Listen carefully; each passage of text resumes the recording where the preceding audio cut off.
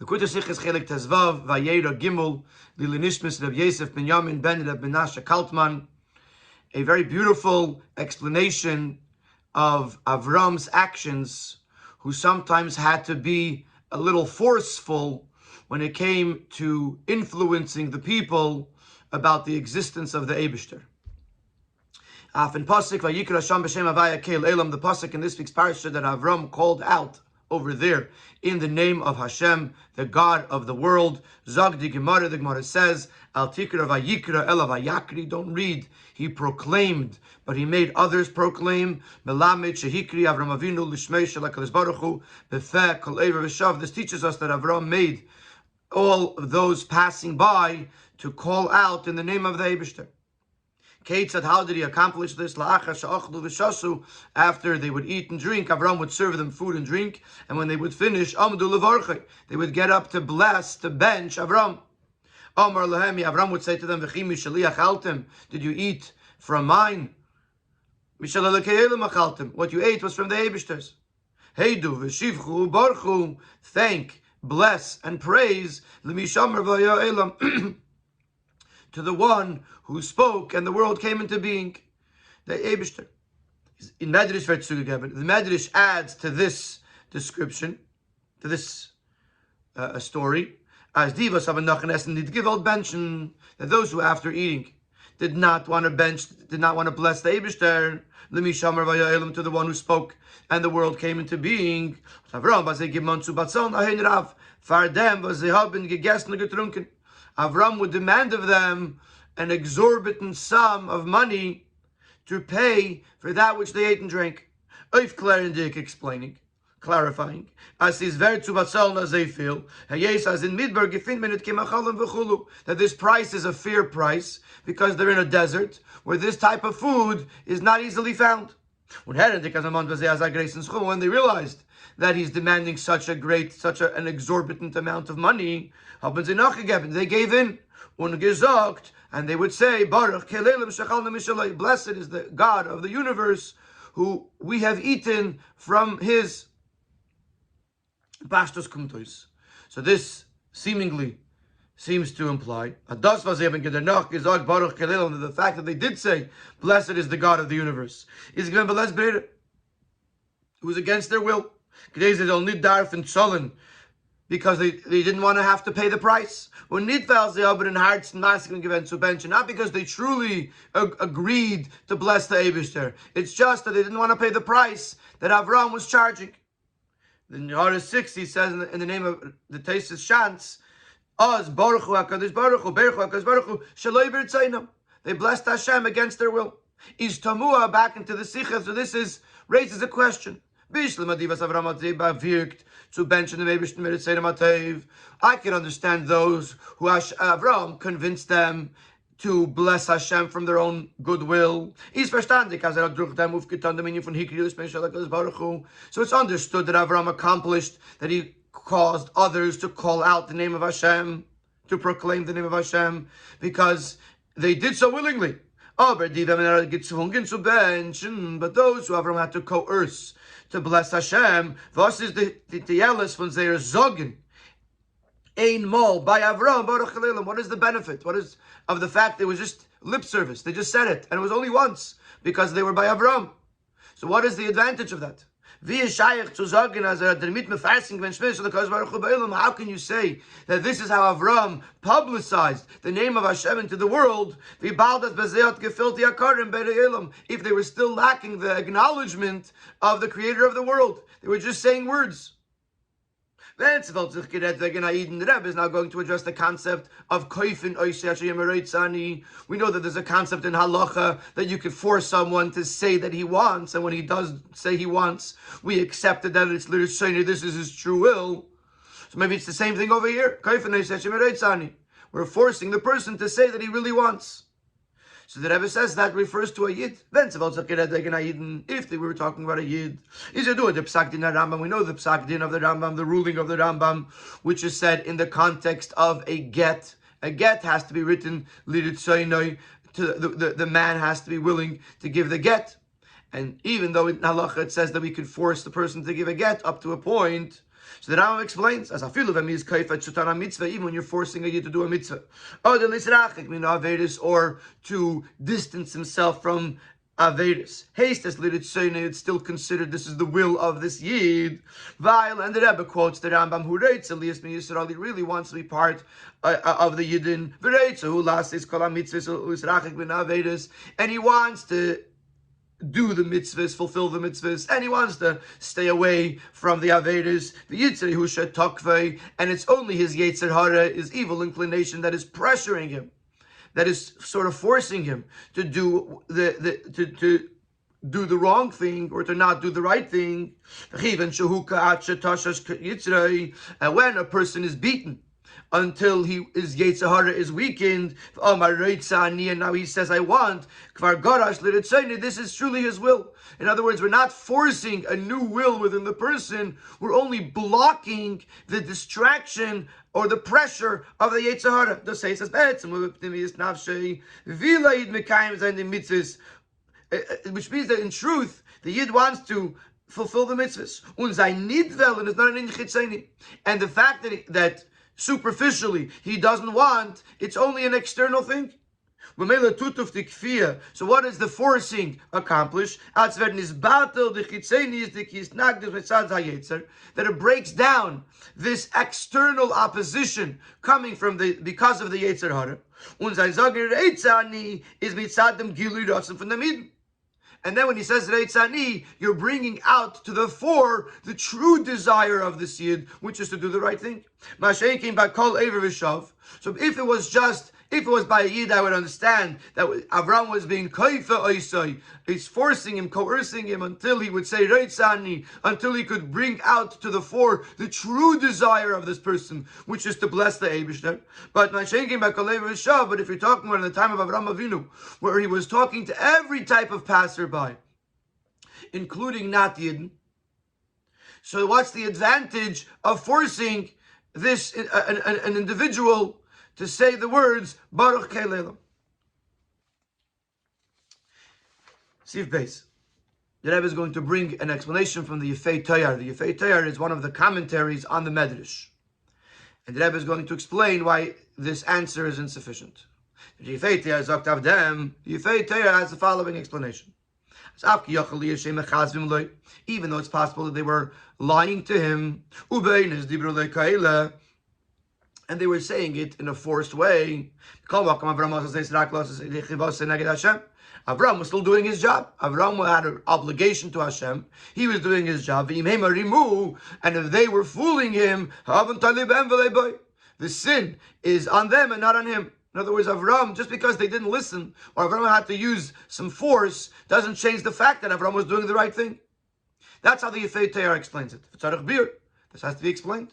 Aleph, number one. If they're fooling him and they're not being truthful with him, what's the accomplishment? It's not something that has to be said. It's something that has to be believed. It's something that has to be felt and experienced. If they were just saying words, what's the advantage? The question is deeper. More important. Es ist bechlal schwer zu sagen, dass Avram hat das getan, nur auf zu jedes an Yidei Chivase. Und Lepeil ist es efscher gewinnt bei Eifen von ihm und Imu. It's very difficult to say that Avram was just trying to fulfill an obligation, and in the end he was actually being tricked. Weil the Medrash sagt because there is another Medrash that says, Als lieb der Anag, was Kalev V'Shav hat gesagt, Baruch Kalilim Shechalnu Mishalei, that because of this conduct that Avram influenced all of the people passing through to say, blessed is the God of the universe that we have eaten from the Eibishters. The Eibishter says to Avram, I consider it as if you partnered with me in the creation of the world. And my name was not known, was not recognized by the creations. And you made me known, you made me recognized amongst my own creations. Was der Funes move on as der mit hat bei sich aufgetan in Elam. The fact that the Eibishter that Avram Avinu was being considered a partner of the Eibishter is because he karta oisi. You made me recognized amongst my creations. And the Rebbe is and therefore he is a partner. Avram is a partner in the Eibishter's creation because because they recognized the Eibishter. So how could you say that they were just saying words and they were tricking Avram? Then Avram wouldn't be a partner. There wouldn't be a hikarta isi. And if you're going to say that the hikarta isi only refers to some of the people and not to those who had to be coerced, man gefindt, the Rebbe answers that. Man gefindt, dass wir so malchalik sein, dass gesagt geworden hat, auf sie gepeilt on kein shum lachatz. That we don't find any differentiation in the Medrash that these words of the Eibishter only apply to those people who Avram was able to convince them without any pressure. The Medrash says it says it across the board, that because the Avram Avinu made the creations of the Eibishter recognize the Eibishter, therefore Avram is the Eibishter's partner. So it must be that they did recognize the Eibishter. It wasn't just words that they were saying. So therefore the Yefei Torah's explanation leaves much to be understood.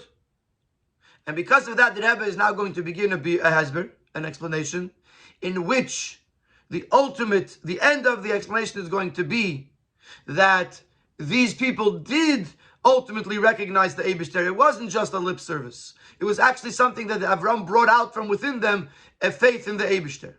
But in order to understand how that happens and how that is connected with the fact that Avram was coercing them, we have to go through a preface and a little journey to understand how this concept works, that through convincing someone, sometimes harshly or aggressively, you're able to actually bring out the truth from within the person.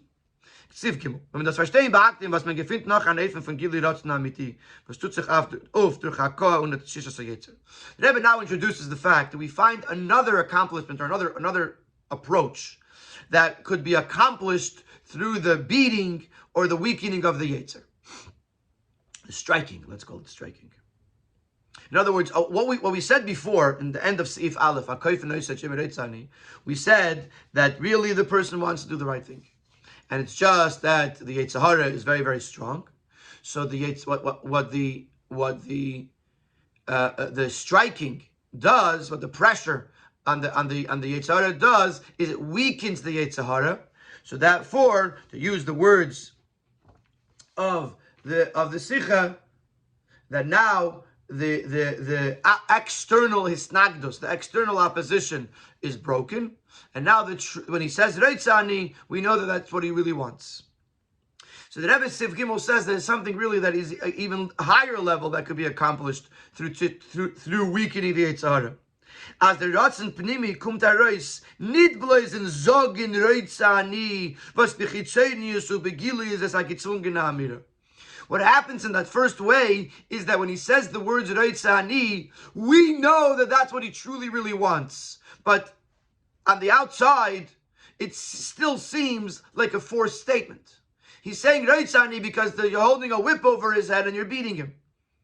And we say, we know what he really wants, he just couldn't express it, so we have to give him a little coercion, a little help.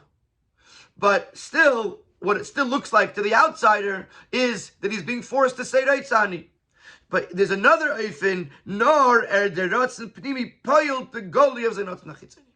That this true inner desire that he has to say Reitzani, it actually affects the external Ratzon and changes what the person actually wants. So the first eifin is that he still looks forced. He's saying Reitzani, but it does not seem to be something that he wants to do. The second way is that it changes the external approach also, that it affects his Ratzon Chitzoni, that he should want the right thing, that we should also see how he wants the right thing. And an example of this would be the story with the Meraglim. First it says that Yidden said that that it is stronger than him, and Chazal explained that him means the Eibishter. That the Meraglim were claiming that even the Eibishter could not conquer Eretz Yisrael. But Yivku on the gamer, because of that the people cried. But Yebru, when they said let's go back to Mitzrayim, they had no desire to go into Eretz Yisrael. They didn't believe the Eibishter could help them. Durch Vayedaber Moshe, and through Moshe speaking. Hakah b'dvarim kashim, Moshe spoke harsh words, which is a sense of striking. He struck them through the harsh words. Is vayis ablu ha'am. Now the people mourn. They said we are prepared and ready to go to the place that the Eibishter wanted. All of a sudden there was a 180-degree turn. They changed their approach because of the harsh words that Moshe Rabbeinu spoke. That was like striking them, like beating them. Except in this case it was verbal. And they changed. They didn't just say, okay, we're going. Reitzani. They said, they cried, they mourned their previous approach, and they said, we're ready to go. So now that we understand that there's really two ways, two levels in coercion. One, which is when the person still seems to be coerced, and one when the person seems that through the coercion we change the person. This will help us understand the Mishnah in Pirkei Avos. After we understand the Mishnah in Pirkei Avos, we'll end up coming back to the Brios in the time of Avraham Avinu. But in the meantime, we're now going to explore this concept of working with someone who seems to be uninterested or seems to be under the influence of the Yetzer Hara, and us needing to take some harsh measures to help this person out. But the Mishnah will understand the saying of the Mishnah. The Mishnah Pirkei Avos, every day a heavenly voice comes out from Har Sinai, and proclaims, woe is it to the people, to the creations, who embarrass or who offend the Torah. Because anybody who does not engage in the learning of Torah, Nikra Nazuf, is called a Nazuf. It's called a rebuked person, or an excommunicated person. This raises a question. The whole purpose of this heavenly voice is to cause a yid to be inspired to learn Torah. So the proclamation should have spoken about the greatness, the preciousness, the advantage of learning Torah. Why does this proclamation of this heavenly voice only emphasize the lack that is caused through not learning Torah? Woe is it to the creations who embarrass or who affront the Torah.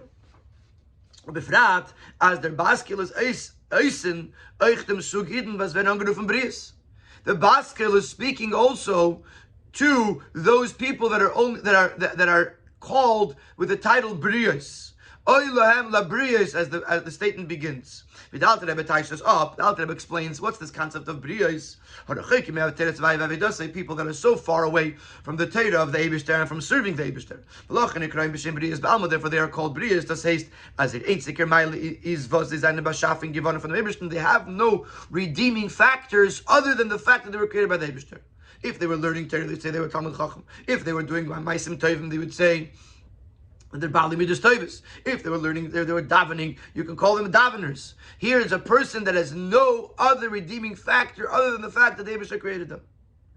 And the basket is talking to them, Oilem Labrius, as they too should become Torah learners. How is it supposed to work? How is such a statement, woe to the creations who affront the Torah, without explaining the beauty and the preciousness and the greatness of learning Torah? So is enough to convince these types of Yidden. Is there beer in them? But now we understand, because of this explanation that we had, that there's a concept of koifenoisei, and a concept of coercion, and the coercion causes to weaken the Yetzer Hara to the point that the ratzon pnimi, the inner desire of the person, transforms the external desire of the person, that he should want to do the right thing. So now we understand this Mishnah Elem Labrius. And we're going to answer 2 points of the question. Question number one is, why not explain the value, the beauty and preciousness of Torah? That was part one of the question. And part two of the question is, how does this negative statement, so to speak, actually make the impact? So the first paragraph, the Rebbe explains, why are we not focusing on the Maila of Torah? Which truly wants to fulfill all the mitzvahs. And more than that, within every yid there are hidden treasures, precious treasures, emunas Hashem and avos Hashem, sheidish kolamach mitzvahs say, which are the emunah in Hashem and the love of Hashem, which are the root of all the positive mitzvahs.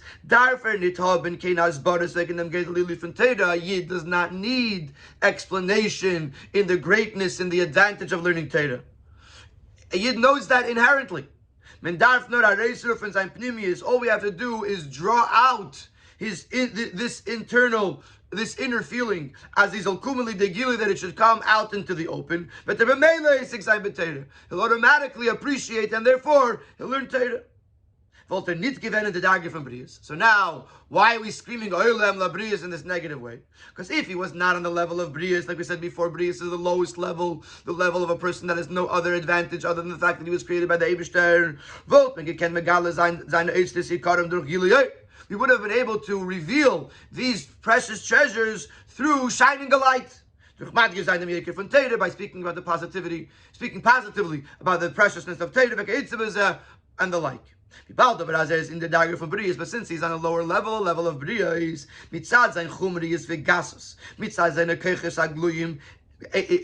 he is, because of his grabkeit, because of his involvement in materialism, therefore he has fallen to the level of Brias. Can it lachen the man and neshama? And therefore the light of the neshama can't penetrate this. So we have to break this materialism, which is covering over the light of the neshama. And how do we break this cover of the neshama? Through the proclamation and the rebuke. Woe to the creations. In other words, and we'll see the contrast to this in Siv Dalid.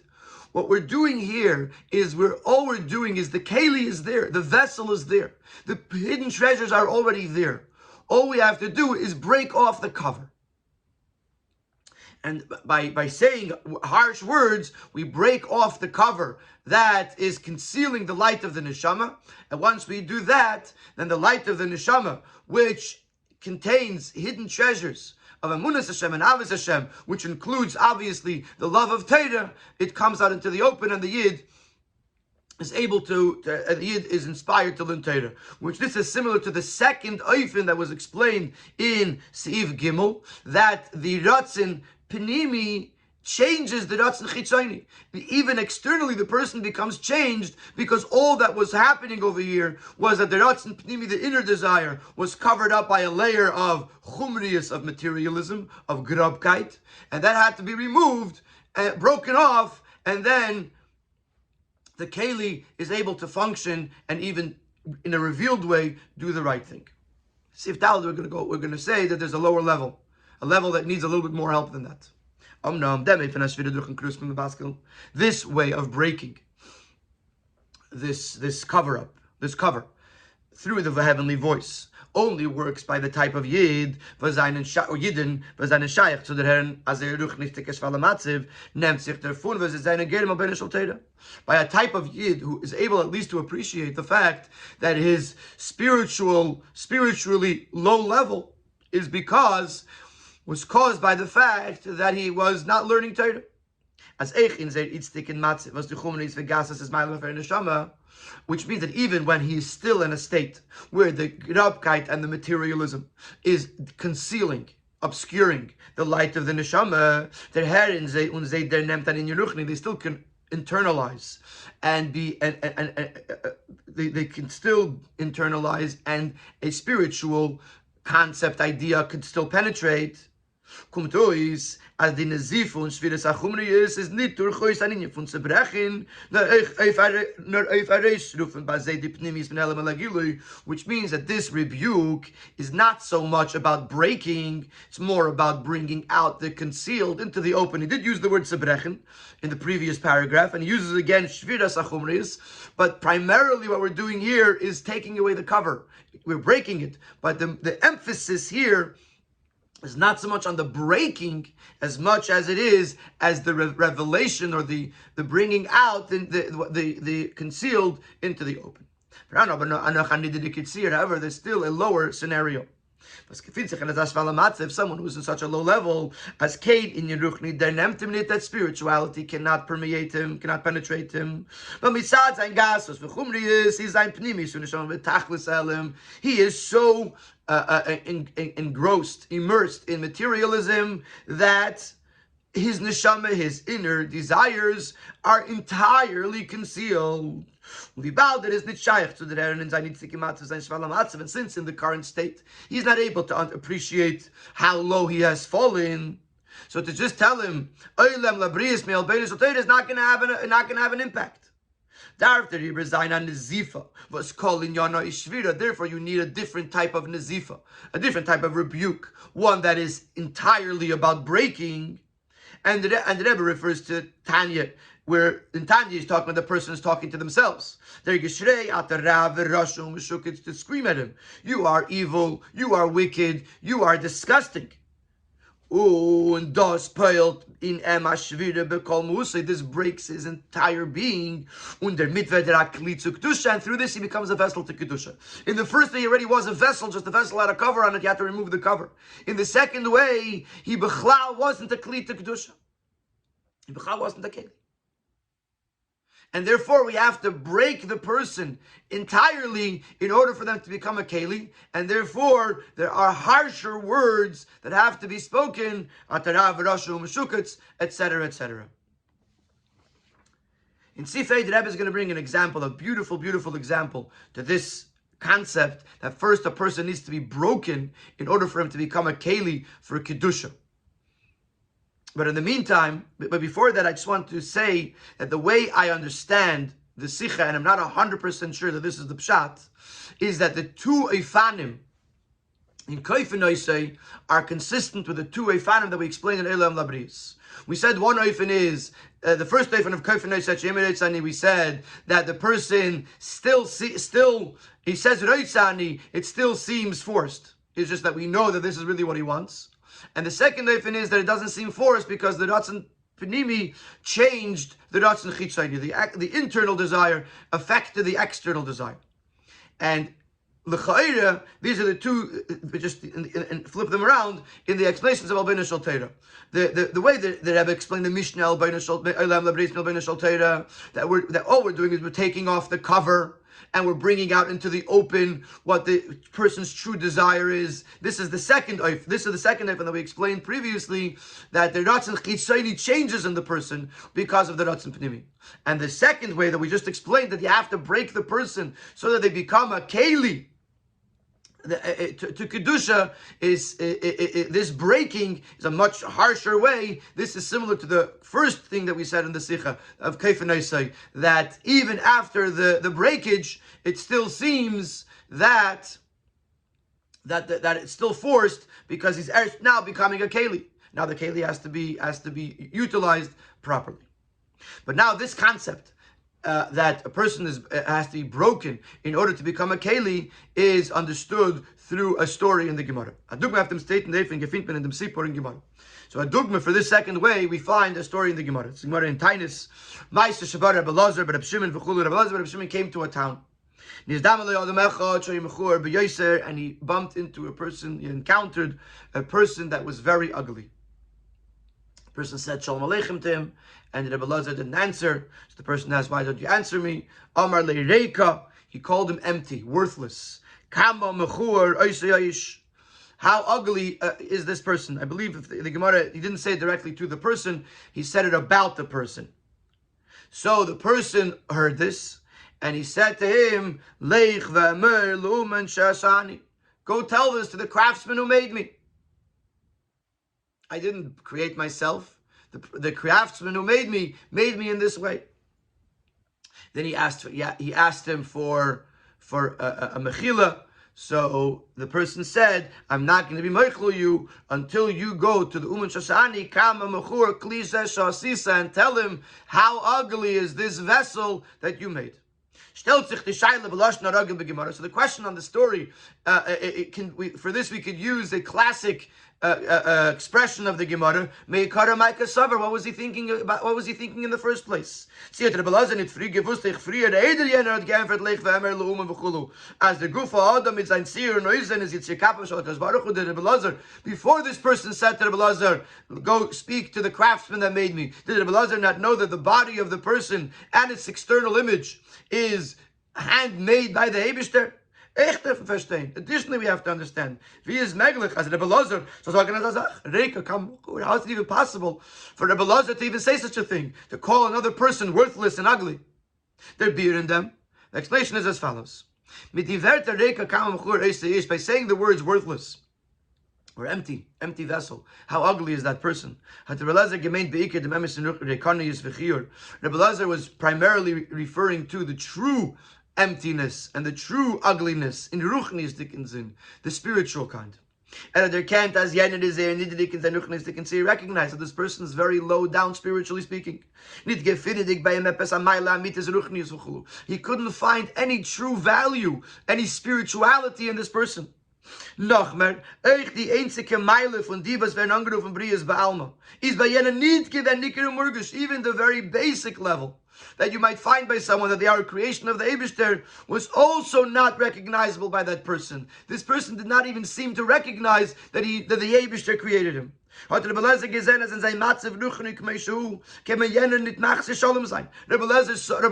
saw that in that spiritual state you cannot even respond to his shalom, to his greeting.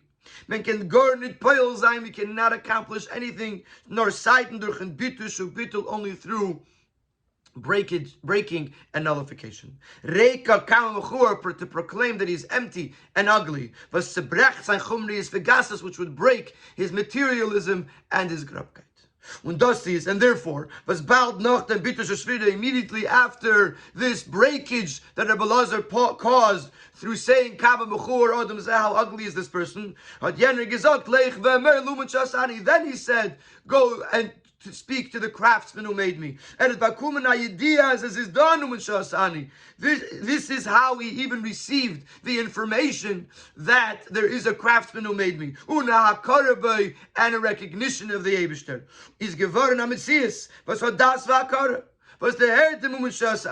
All of a sudden there was a new entity. One that had knowledge and acknowledgement and recognition, that was able to internalize the fact that there's a craftsman that made me.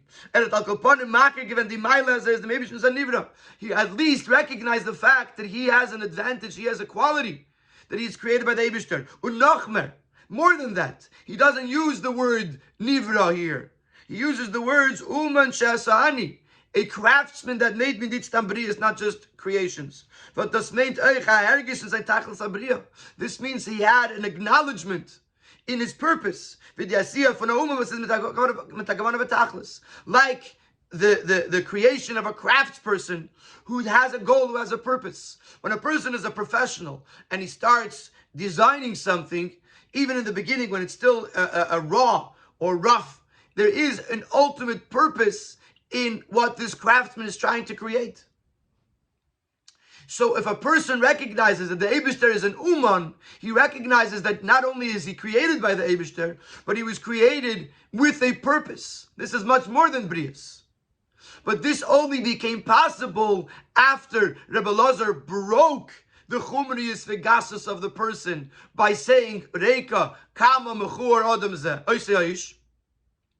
And when he said that, and the person realized what he was saying, this broke him in a way that it brought out the best in him. It made him into a keli to recognize that he is a creation by the Eibishter with a goal and a purpose. Al derech zeh, and see Vav and Zayin, the Rebbe brings this point, the same point again, from a story with the Rebbe Rashab. We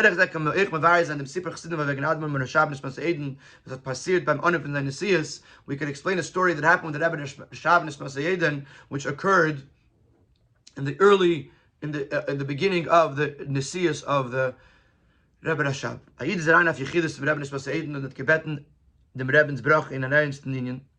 came into Yechidus to the Rebbe Rashab, and he asked for a bracha in a very serious matter. in graces eres rachman, for which he needed great mercies from above. Aber der Rebbe Nishbaseden hat ihm geantwortet, however, the Rebbe Nishbaseden answered as a candidate in Garnetani, he cannot do anything about this, can him nicht helfen in them, he cannot help. Nach and as I answer, after hearing such a response, is that Id arose from Rebbe's cheder and usgebrochen and bittering gewein. The Yid left the Rebbe's room and he broke out in a terrible cry. As Xavier geht und weint, as he's crying, hat begegnet dem Razah, dem Bruder von Rebbe Nishbaseden, he encountered the Razah of Zalman Arin, who was the brother of the Rebbe Nishbaseden, and in response to his question, why is he crying and so bitterly, the Yid answered what is going on with him, and the answer of the Rebbe Nishbaseden, der Razah ist rein in dem Cheder von seinem Bruder dem Rebbe. Wie der Monte das Gwen Betchilus Nesius. So this was still in the beginning of the Nesius of the Rebbe Rashab. So the Razah went right into the room. Und hat ihm gesagt, is then Isaiah said and asked him, is this a proper Seder? As image kommt beten dein bracha, someone's coming to ask your bracha. Sagst du ihm, du kannst nicht helfen, and you tell him you can't help him. Bisa erwähnt mit Moy Shalosh von Grace Zar, to the point that he's crying so bitterly from pain. The Rebbe Nishbaseden angetan sein Gartel. So the Rebbe Nishbaseden put on his Gartel. Und übergegeben, as Yid soll zu ihm reinkommen noch einmal, and conveyed that this Yid could enter once again. Und wenn is rein, hat the Rebbe Nishbaseden him gebenched. And when the Yid came in, the Rebbe Nishbaseden gave him a bracha. Und die bracha is mekuyim gewen pelamish, and ultimately, eventually, the bracha was fulfilled in actuality. This question is a very puzzling. The story is a very puzzling story. Why would the Rebbe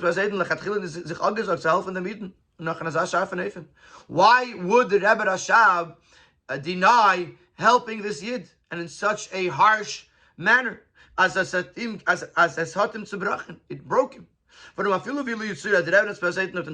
can't help it. Even if you were to paint a picture that the Rebbe Rashab couldn't help him, or the Rebbe doch kennt him heute sein. He could have encouraged him. Der Mutlikin mit divrei chizuk ubitachen, encourage him with words to strengthen him, give him words of bitachon. As Chazal tell us, even if a sharp sword is lying against the person's neck, a person should not give up from Hashem's mercy, shouldn't refrain from asking for Hashem's rachamim.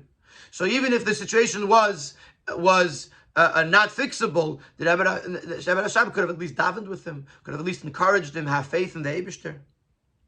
The Asbari in them, but to explain the story is very similar to the explanations that we've been giving previously with regards to the Rebbe Lazar who said, with regards to the Mishnah that sometimes you have to break the person in order to make them into a keli. The Rida was gebeten dem Rebbens bracha is damals to lieb sein mein mit matzav ruchni gewen nit muchshut zu bekommen as a große bracha mit der matzav gefatet. The Yid was in a situation at that time that he was not prepared to receive the bracha that was necessary at that time. And es nit gewen kein keli did, so he was not a keli for that bracha. Und das is der Bier von dem Rebbens doggenem as kennen nit helfen. This is why the Rebbe said you can't help him, because he was not a keli for the blessing. But when he heard these words of the Rebbe, caused him to break down because of his difficult situation. And now he pours out his broken heart to the Eibishter. This makes him into a whole new entity. And therefore he becomes a keli, a vessel to the bracha of the Eibishter. So what do we see from the last two stories? That there is a situation where a person is so low that even that he's not a keli for the bracha of the Eibishter. He's not even a keli to say even those words wouldn't affect him. It's a higher level where a person just needs to remove that cover on the neshama, and then the light of the neshama will shine. But there's a lower level, and this is the level that we're dealing with. Sif Chesed, I was going to say that on a certain level, this lower level is applicable also to Goyim. Even though in the beginning he said Kefin is only by a Yid, but now the fact that he broke it down, that there's two levels, and on a lower level, there's the person is not even a keli. This could be applicable also to a goy. Der Eifen von Biddush und Zifa. Was ein Mechuven ist nicht zu Me'erin und Megala sein bei jenem der Me'erin Hashama. Warum ist ein Nitzig im Matze, wie kein Keli nicht zu Ere de Gdusha, nur zu vernehmen sich mit Brechen sein Chumriis Vegassus. This lower second level of Biddush and Zifa, which is not there in order to awaken the light of the neshama, because the person is not capable of that at this time. Rather, we just want to do is break the Chumriis Vegassus. This, in a certain sense, is applicable also to a not yid. The chilik is not. A yid in welchen matzav is only given. The difference would be that a yid, in whatever situation he might be, hotter on neshama nefesh elikis, was the faris gambish asachet is a reitz elis mi yisrael v'reitz ulas is kol mitzvahs. The yid is even. Yid has a neshama. And therefore, even when he does an Vayera, he still wants to be part of Yidden, he still wants to do the mitzvah. The Rebbe is the Shvira not in Zayin Chitzenius. Therefore, even when we're breaking the person, it's only on an external level. But is that because in truth, in the most inner part of the person, he's good even before the break. Therefore, the whole purpose of breaking the Chumriyas is only in order to reveal the pre-existing good that exists. By someone who's not a yid, who doesn't have an nefesh elikis, can the shvira by him uftan noraya cheles. So the grechen the dargin ruchnis elachaniti dachayches. Only what breaking him can do is give him the ability to reach as far as a not yid could reach. So in other words, the reach is different. In other words, a yid after the shvira can go much further, but a concept that a person needs a shavira to be broken in order to realize a greater potential, this is possible also by not a yid. And now we'll go back to Avram and the people of his time. Now we understand why Avram made put such pressure on the people that were passing through and eating by him as his own. Even someone who's not a yid, and especially after the mabul, as we explained in the previous sichas, Noach and Lech Lecha, the zichuch, the refinement that happened in the world. Has the ability to recognize that there is an owner to this mansion. If Avram was engaged, involved in spreading godliness to all those who passed through, by explaining them the concept of the godliness with many explanations, because they were capable of understanding it. So when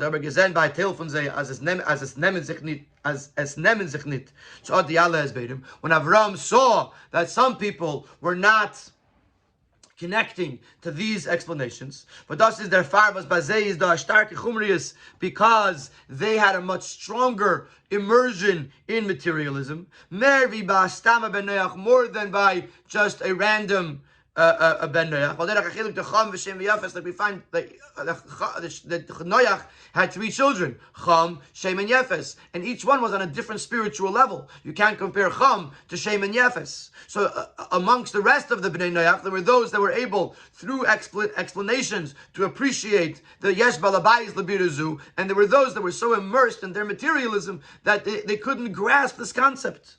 So in order to break this additional layer of materialism,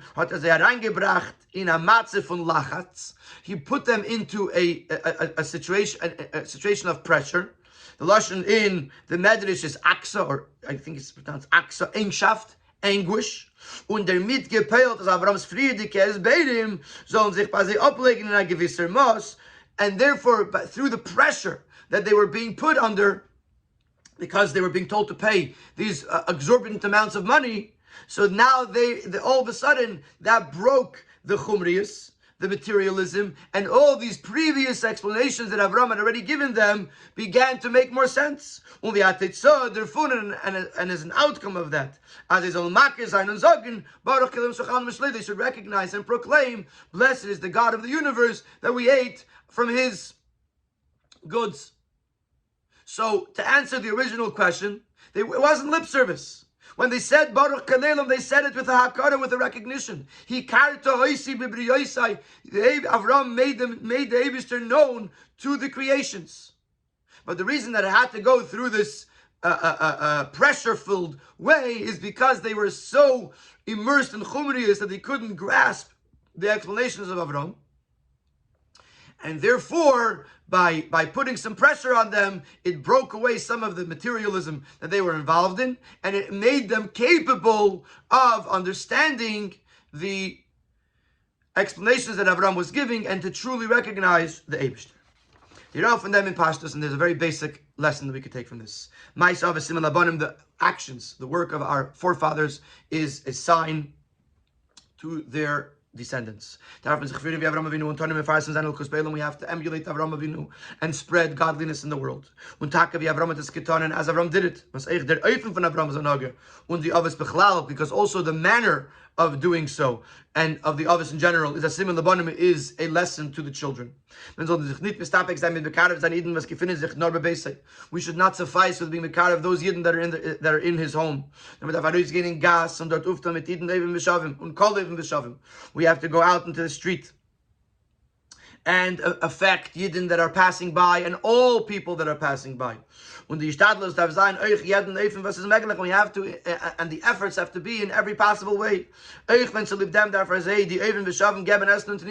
it means that he has to give them to eat and to drink. Even sometimes you have to use some pressure. Obviously, in the way of Torah, which the ways of Torah are pleasant, but sometimes a little push is needed. And if someone comes and claims, what did we accomplish? Davening, if just because you accomplished that someone should say a bracha, should say Krishma, should daven, he's doing it without wanting to do it. He's doing it without his heart. And this one is putting on tefillin just to get rid of the pressure. And who knows what's going to be tomorrow? So to answer this, we tell you the story from Torah. Lashon Torah, which the Torah is a lesson now. And we use a kal v'chemer. If even in the times of Avram, when he was talking to Bnei Noach, to people that weren't Yidden, this conduct caused that the Eibishter should become known by the creation. How much more so when it's after Matan Torah and you're talking to a Yid who truly wants to be part of the Yidden, wants to do all the mitzvahs.